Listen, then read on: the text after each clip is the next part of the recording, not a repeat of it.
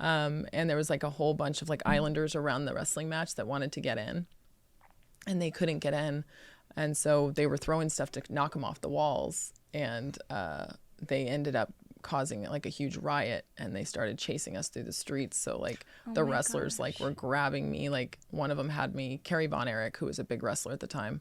He had me over his shoulder, and we were like running to this ferry down the street, and they were throwing bottles and they were hitting the dudes in the head and stuff like that. Like hundreds of people. They didn't Probably care really that you were a traumatizing. child. My Probably. goodness. Yeah.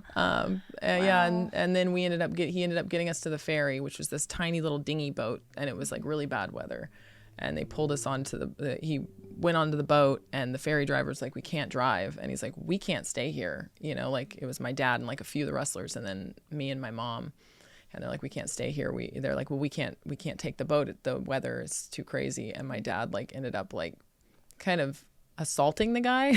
Oh, man. And he was 400 pounds, you know? So the guy ended up taking the boat, and I remember pretty vividly being on that water and being really scared because the water was like really crazy, and we're already running from like all these people and shit. So yeah, it was a core memory, you know, definitely.